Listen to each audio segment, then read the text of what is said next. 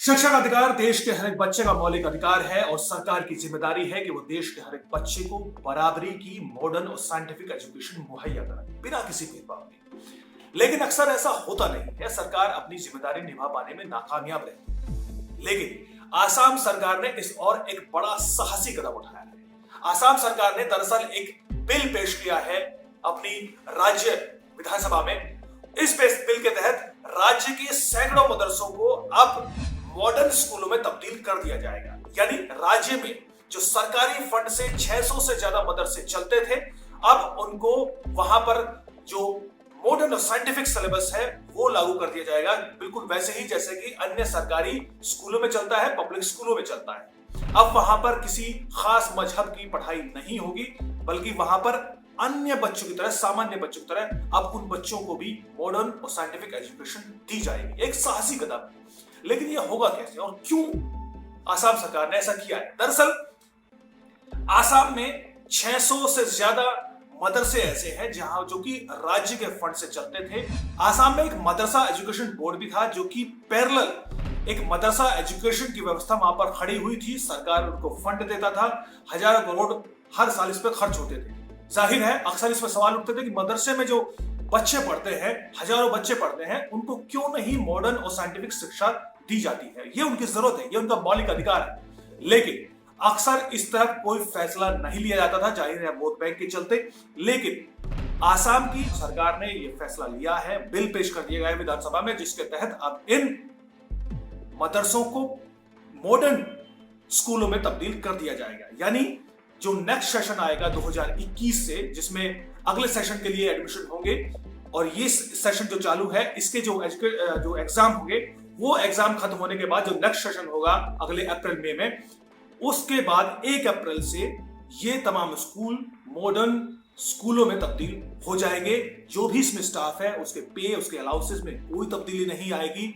वहां पर सिलेबस लागू हो जाएगा जो मॉडर्न साइंटिफिक देश के और राज्य के जो अन्य सरकारी स्कूलों में, पब्लिक स्कूलों में लागू है। दरअसल आसाम में व्यवस्था आजादी के पहले से लागू थी, 1930 के दशक से।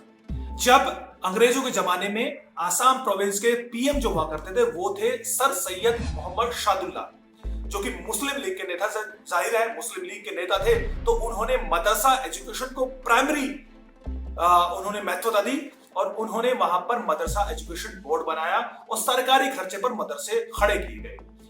लेकिन आजादी के बाद भी इस मदरसा एजुकेशन को खत्म नहीं किया गया और आजादी के बाद भी ये लगातार जारी रखा गया। आजादी के 70 साल बाद अब कहीं न कहीं आसाम सरकार ने ये साहसी कदम उठाने का फैसला किया है। अक्सर सवाल उठते रहे हैं कि इन मदरसों में कट्टरपंथ की कहीं न कहीं नींव यहां पर रखी जाती है, जो कि भारत की सुरक्षा और व्यवस्था के लिए बड़ा खतरा है। इस पर भी अक्सर सवाल खड़े होते थे और साथ साथ ये भी सवाल उठते थे कि मदरसों में पढ़ने वाले जो बच्चे हैं उनको क्यों नहीं मॉडर्न और साइंटिफिक शिक्षा दी जाती? भले ये उनका मौलिक अधिकार है, क्यों सरकार अपनी जिम्मेदारी से पीछे हटती है सिर्फ वोट बैंक के चलते? जाहिर है वोट बैंक के चलते ये कभी फैसला नहीं हो पाया, लेकिन आसाम सरकार ने ऐसा फैसला लिया है। अब होगा ये कि जो प्राइमरी मदरसे में जो प्राइमरी एजुकेशन होती थी उनको प्राइमरी स्कूल में, जो इंटरमीडिएट लेवल के थे उनको इंटरमीडिएट लेवल में, जो इंटर कॉलेज लेवल के थे उनको इंटर कॉलेज लेवल के स्कूलों में तब्दील कर दिया जाएगा। उसका जो स्टाफ है उसमें किसी तरह की तब्दीली नहीं आएगी। हालांकि साथ साथ यहाँ पर ध्यान देने वाली बात है कि प्रोपेगेंडा ये भी हो सकता है कि ये कहा जाए कि आसाम में मदरसे बंद करके प्राइवेट जो मदरसे चल रहे हैं वो अभी भी जारी रहेंगे।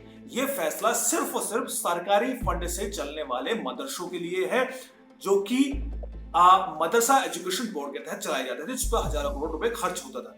खर्च अभी भी होगा, लेकिन अब मॉडर्न साइंटिफिक शिक्षा दी जाएगी। और ये भारत के संविधान के तहत जो ड्यूटी है भारत सरकार की, उसको भी फुलफिल करती है कि वो हर एक बच्चे को बराबरी की शिक्षा दे, मॉडर्न शिक्षा दे, साइंटिफिक टेम्पर बना के रखे। लेकिन अब इस पर सवाल भी खड़े हो रहे हैं। कहीं न कहीं जो असम की जो तमाम विपक्षी पार्टियां हैं वो अब इसका विरोध कर रही हैं, कांग्रेस भी इसका विरोध कर रही है। लेकिन बहरहाल सरकार ने मन बना लिया है कि वो अब इसको खत्म करती रहेगी। लेकिन आसाम में ये हो गया, अन्य राज्यों में भी जाहिर है इस तरह के सवाल खड़े होते हैं। यूपी में, उत्तराखंड में जैसे राज्यों में भी इस तरह की अक्सर खबरें आती रहती हैं जिसमें मदरसा एजुकेशन बोर्ड को लेकर अक्सर सवाल खड़े होते रहते हैं। हाल ही में उत्तराखंड से भी एक बड़ी खबर आई थी मदरसों की एजुकेशन को लेकर। उत्तराखंड में जांच में यह पता चला था कि दरअसल मदरसों में पढ़ने वाले जो बच्चे हैं, जो रजिस्ट्रेशन जो हुआ है, उसमें से लाखों बच्चे जो हैं वो फर्जी हैं। वो सिर्फ कागज पर है, असलियत में वो है ही नहीं। सिर्फ वजीफा पाने के लिए, स्कॉलरशिप पाने के लिए, सरकारी इमदाद पाने के लिए इन बच्चों का रजिस्ट्रेशन किया जाता था, सिर्फ नाम लिखे जाते थे और उनको इन मदरसों को चलाने वाले सरकारी अधिकारियों की मदद से ये तमाम करोड़ों रुपए डकार जाते थे। लेकिन जब मोदी सरकार ने तमाम बच्चों को, तमाम जो स्टूडेंट हैं मदरसों में पढ़ने वाले जिनको वजीफा मिलता था, उनका नाम उनके आधार कार्ड से लिंक करने की योजना बनाई। जब ये फैसला लिया गया, जब आधार से लिंक किया गया तो पता चला कि करीब करीब 2 लाख बच्चे अचानक गायब हो गए। 2 लाख बच्चे, सोचिए।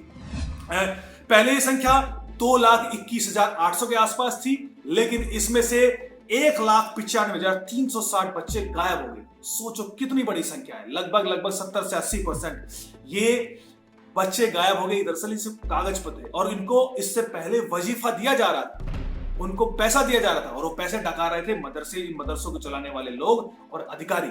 सोचिए कितना बड़ा घपला था। सिर्फ कागज पर सिर्फ नाम लिख दिए जाते थे, उनकी कोई जांच नहीं होती थी। लेकिन जब से आधार कार्ड को लिंक करने का फैसला किया गया तो पता चला कि दरअसल वो 2 लाख, 2.25 लाख के आसपास बच्चे नहीं हैं, वो तो सिर्फ 26,000 के आसपास बच्चे हैं, 26,440। सोचिए कितना फायदा है।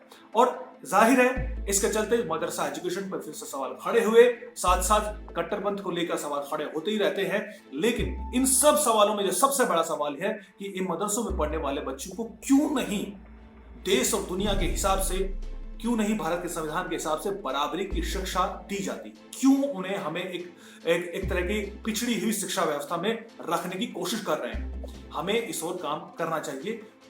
आसाम सरकार की तर्ज पर अन्य राज्यों की सरकारों को भी इस ओर कदम उठाने की सोचना चाहिए। नमस्कार।